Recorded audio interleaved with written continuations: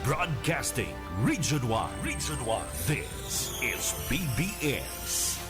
Bicol Broadcasting Systems Incorporated. DWLV.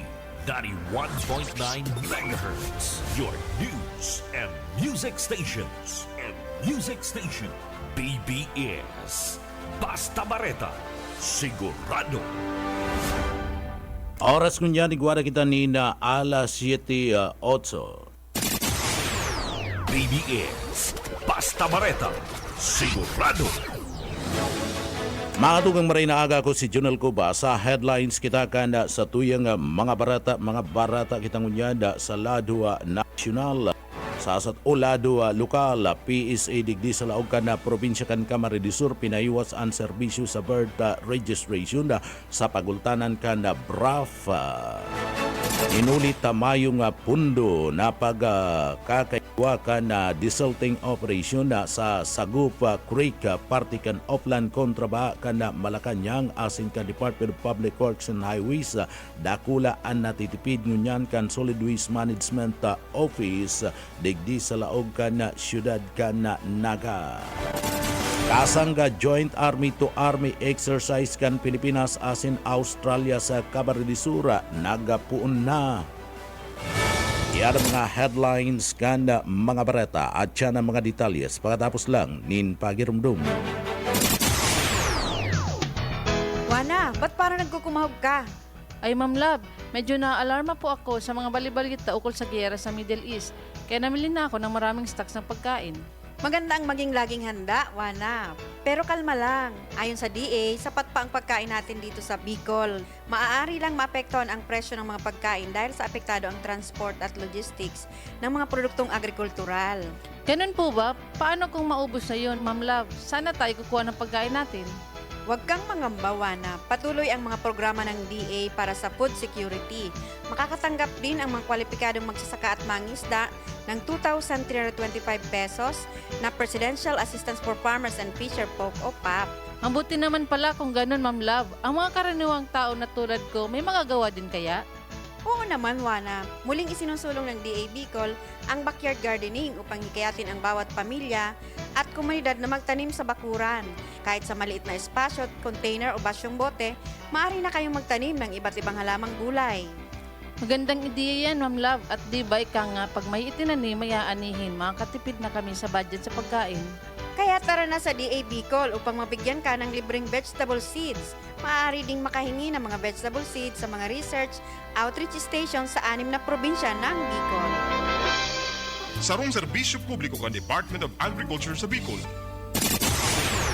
Mga tugang ako si Junel Cuba. Yan sa detalyes na kan sa tuyang mga barata sa lado nasyonal. Mas pinaiwas pa kan Philippine Statistic Authority Camarines Sur ang libreng serbisyo sa birth registration. Sa irarom kan birth registration assistance project o BRAF sa tala ka na sinambit na nga ahensya kan gobyerno o minabot sa 8,246 na mga individual ang na-i-record sa irarom kan BRAF kung kan ilansar ini kan 2022 ta pagtatarbangan kan mga local civil registry offices. Digdipig partisiparan kan na BRAF ang na proseso sa delay birth registration tanganing mas pang mapadakul asin na ang mga Pilipino na magkaigwakan pinagapod na legal asin na pagkakabistuan. Hobheto kanasambit ng programa na matabangan ana mga TOs asin na marginalized sectors na magkaigwanin maray na birth registration asin makakuanin libreng certificate of live birth sa security paper. Sa iba pa nga detalyes ganda sa tuya pa nga mga barata pakitangunyada sa lado nasyonal. Ulit mayong pundo na desalting operation sa Sagup Creek Partikan Oplan kontraba kan Malacanang asin Department of Public Works and Highways o DPWH.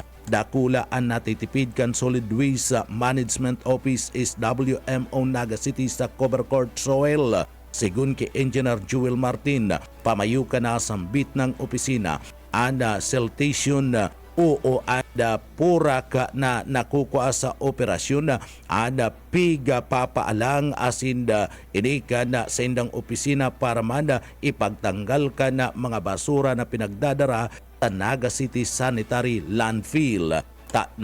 Tinauan doon ni Martin na nasa 5 million pesos ang natitipid ka na SWMO sa cover soil na kung saan na tulo sa ng 4 na traka ang nititipo na daa di ka na sanasambit ng creek. Apwara pa kaya na natitipid na pundo kan SWMO ang pwede na nga gamiton sa procurement dagdag sa ekipahe ka na nasambit ng opisina kan gobyerno. Sa iba pang detalyes kita ngunyan kanda sa tuya pang mga barata pa kita ngunyan sa ladwa lokal. Magaraw pigtutulod bilang sentro kanda DW kalidad na pakwan sa Camarines Sur. Uyit padere sa detalye. Pada Agos na pinapakusog kan lokal na gobyerno kan Magaraw Camarines Sur kan industriya kan pakwan sa Banwaan kasabay kan pagbigto sa barangay Katuray bilang saro sa panirota pighalian kan di kalidad na pakwan sa Camarines Sur. Igon kay Mayor Attorney M.M. Sinyar di estado na maging sa luwas kang probinsya ang pakwan kan Magaraw huli sa kalidad huli kani palago subot na pigaadalan kan sa opisina ang mga programang makakatabang para mas mapahiwas ang produksyon asin mapalangkaw ang kita kan mga parauma na nag-aasa sa pagtatalong ng pakwan. Igon man kay Gobernador El Rey Villaperte na suportado ang pakwan industry sa Banwaan kabali sa lakdang na pigiling ang mapahiwas ang mga oportunidad para sa mga parauma asin paghaman karagdagang produkto hali sa pakwan sa Payutan Fruits and Vegetable Processing Facility na yaon sa San Jose, Pili, Camarines Sur. Para sa BBS News, Boyet Padere. Basta Bareta, sigurado. Sa iba pang detalyes kan mga barata sa lado lokal, joint army to army exercises sa kanda Pilipinas asin kan Australia sa Camarines Sur. Nagpuna formal ng pinagpunan kan Philippine Army asin kan Australian Army and Philippine Australian Army to Army exercise o Kasangga 2026 Daswanda sa Camp Elias Angeles Kasudma na Aldaw and month-long bilateral exercises and maabot pitsa 21 kan bulan kan Hunyo o bato na mas pang pakusugon na interoperability, command and control capabilities asin man combined military operation kanduang nasyon kabali sa mga partisipanti ang mga tropa gikan sa 9 Infantry Division kan Philippine Army asin na 80 nga mga personay gikan sa Australian Army kabali man ang mga miyembros kan Philippine Air Force asin man kan Philippine Navy basado kay Major General Aldwin Ono Almasi, Commander kan 9 Infantry Division. Importante ana nasambit ng training iyan tanganing pang mas pang mapakusog ang preparasyon asin koordinasyon kan mga soldado sa tauman ang nagbabagong banta sa lado kan seguridad kabali sa mga training and intelligence operation, jungle warfare, medical operation, force protection asin civil military operation, party kan pagpapasairarom kan depensa cooperation kan Pilipinas asin kan nasyon kan Australia. Sa iba pa nga detalyes kanda sa tuya pa nga mga barata sa lado nasyonal, mga blooms sa laog kan Camarines Sur, labi-labi ang pasasalamat sa pagkakataon na madalan ang Nation Girl Group na Bini. Darrell Banyas sa detalye. Labi-labi ang pasasalamat kasarong grupo kan mga jóvenes gikan sa Banwaan kan Bumbon Camarines Sur matapos nindang maaraman na ma-perform ang P-pop girl group na Bini sa Kaugma Festival ngunya na maabot na Mayo 30 diyan sa Capitol Uptown Pili. Sigon sa mga miyembro kan grupo, haloy na nindang papangarap na madalan nin personal ang sa indang pigi-ilulong grupo kaya man dahil ninda maitago ang sa indang kaugmahan kan konpermaron na parte kan selebrasyon an bini dahil digdi mas pakarahay paninda ang sa indang preparasyon arog kan inspired outfit at in dance performances bilang suporta sa indang mga idolo. Nagpaabot man sinda ning pasalamat sa gobyerno provincial kan Camarines Sur sa pamamayo ni Gobernador Elry Villaforte. Ninulitan natawan sa bot sinda nin pagkakataon na mahiling nin haranihan ang grupong haloy na nindang pigsusubaybayan. Subot na kulang bagay para sa mga jóvenes na blooms ang pagdarakan bini digdi sa probinsya. Para sa inda, bako sa nang basta konsyerto ang sa indang pig-aabangan, kundi sarong mautob ang sa indang mga pangiturugan. Kasabay kay ni nagalaom sila magiging maugma asin may kamanungdanan ang selebrasyon kan Kaugma Festival ngunya na taon. Dagdag na bareta sa lado lokal. Daryl Banyas, Basta Bareta, sigurado. BDS Basta Bareta, sigurado. Sa iba pang detalyes kan mga barata sa lado lokal sa pinagibong sesyon regular kasudma kanda Sangguniang Bayan sa Banwaan kan Goa Camarines Sur. Inagtauanin onra kana Sangguniang Bayan sa paginginot ni Vice Mayor Marcel Michael Panda ang mga superhero kana barangay kana Kagaykay na nagsalbar nin buhay kan sarong lalaki analamusa sa saindang lugar. Naging trending mada sa nasambit na nga video asin nakaabot kay Vice Mayor kaya digdi pinag-imbitaran kan Sangguniang Bayan ang mga superheroes iyo sinda Joseph Gudoy, John Mark Conteras, Ronald Bubis, Jason Conteras asin man Tunmara Mabana.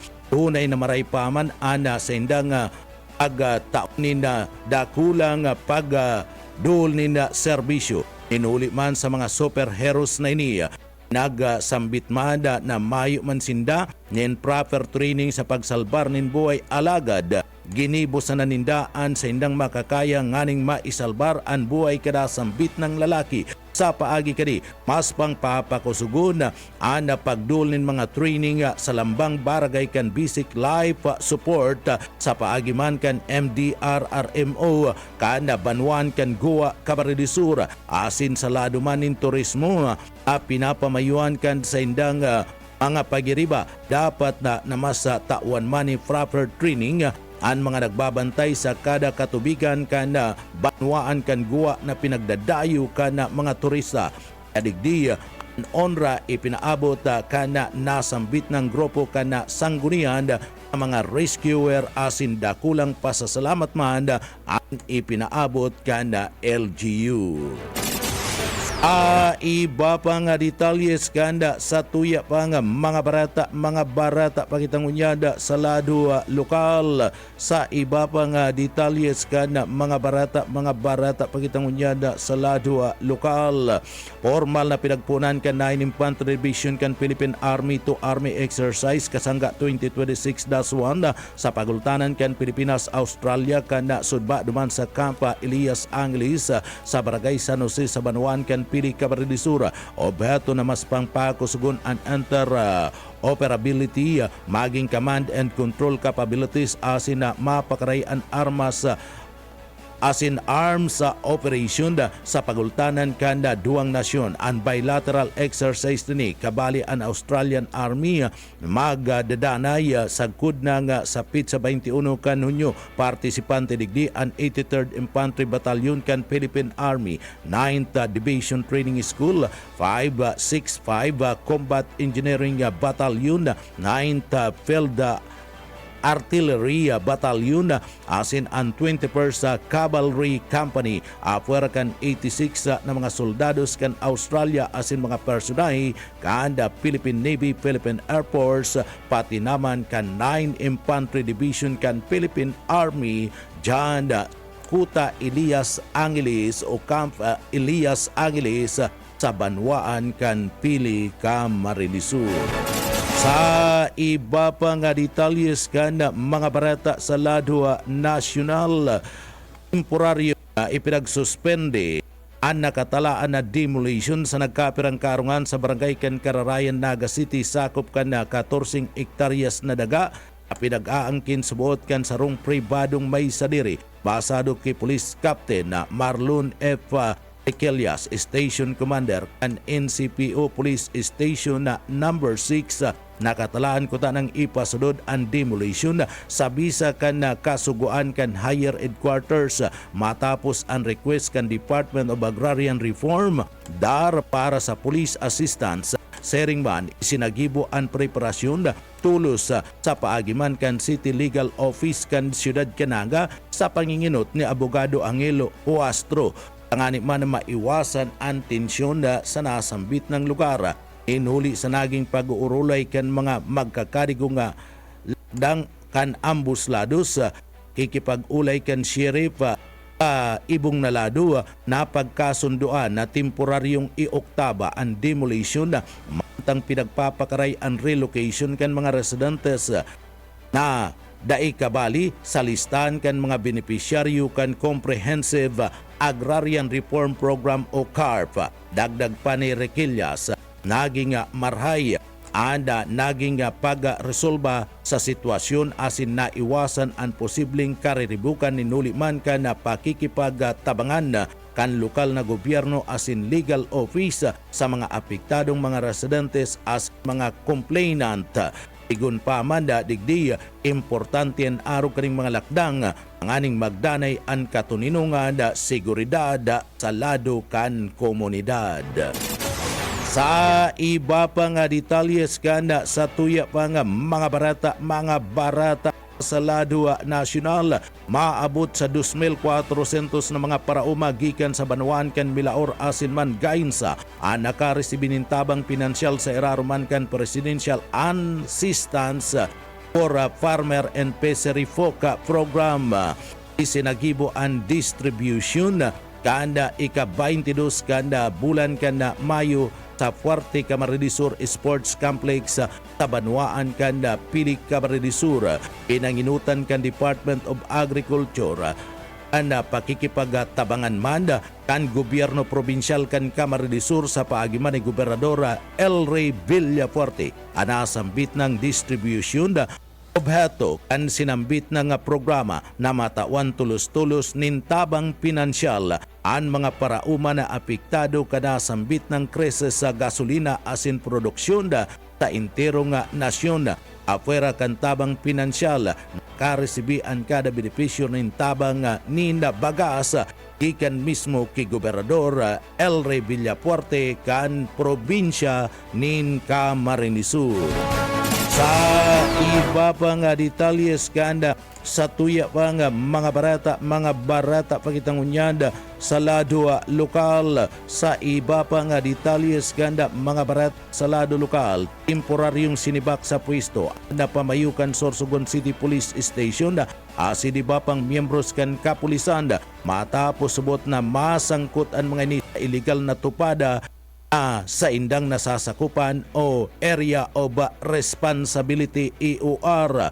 Sigun sa Sorsogon na PPO Director Police Colonel Alexi Daniel, seryosong pinagtututukan kan liderato anda pulisya ang mga report mapadapit sa subot pagkakasangkot ka nagkapirang mga pulis sa illegal na sugal o illegal na aktibidad kung sain tulos sindang nagsagibo in magkakadigong aksyon na administratibo laban man sa nasambit na mga pulis mantang nagpapadagos ang investigasyon mapadapit sa bagay nini. Obheto na masiguro na masusunod ang due process asin magiging libertad ang investigasyon gikan sa anuman na impluensya asin banda pagkikiaram sa nasambit ng investigasyon. Tinawan doon ka na SPPO na mayo ninda tuwang sa lado man kan pulisya ang anuman na klase na pakikipag-partisipar sa pagdulnin mga proteksyon sa mga illegal na gibo. Mantang nagtauman nin mensahe ang Sorsogon CPS dating pamayo na si Police Lieutenant Colonel Christopher Adubiso ana nasambit ng hipatura, inulikan sa iyang dedikasyon sa trabaho kan siya nakaluklok paman sa pwesto. Magigirumduman kan mga nakalis na aldaw inota na nagapatanid si Governor Edwin Buboy Hamor sa mga empleyado kan Kapitolyo duman sa Sorsogon asin mga individual na ipinagpapangalad ang pagpartisipar sa anuman na klase kan sugal bali na antopada. Sa iba pang detalyes kan sa tuya pang mga barata pagitangunya lado lokal. Sa iba pang detalyes kan mga barata sa lado lokal, pagdistribuir na tabang pinansyal and gobyerno probinsyal kan Camarines Sur asin mana ang departamento kan agrikultura sa mga parauma man sa Banwaan kan Bula asin man Balatan Camarines Sur sa irarumpaman giraray kan Presidential Assistance for Farmers and Fishery Folk Program FFP ginibo ang aktibidad dumanman sa Bula Municipal Cover Court duang aldaw aabot sa 3,600 na mga benepisyaryo ang matrayumpong nakaresibikan 2,325 pesos na asistensya pinansyal bilang suporta sa sendang sektor. Sigun sa mga benepisyaryo, ibabakal subot ninda na pang-abuno dagdag na krudo at sinda iba pa mga kagamitan para man sa pagpuon kan sa indang pagtatanum ang gobyerno probinsyal kan Camarines Sur sa paagi ni Gobernador Elre Villapuerte agpaabot man na intabang sa pagdulnin mga bagas sa rinibong mga benepisyaryo bilang dagdag na tabang para sa sainda. Sigun kay Gobernador Elre Villapuerte, ang gobyerno probinsyal kan Camarines Sur anda mapabaya tangani man na matabangan ang mga parauma asin mga parasira bako lang sa Banwaan kan Bula asin Balatan kundi sa intirong probinsya kan Camarines Sur.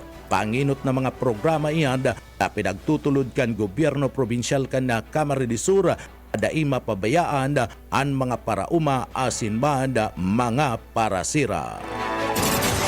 Mga tugang iyan ang katiripudan kan mga bareta.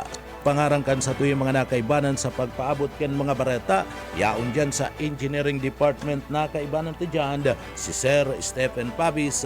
Ako po si Judel Cuba, mabalus kan sa idupong pagantabay, mapas sa tuya pulugudan biyaya, patin an bendisyon kan mahal na Diyos. Salamat po, basta bareta, sigurado.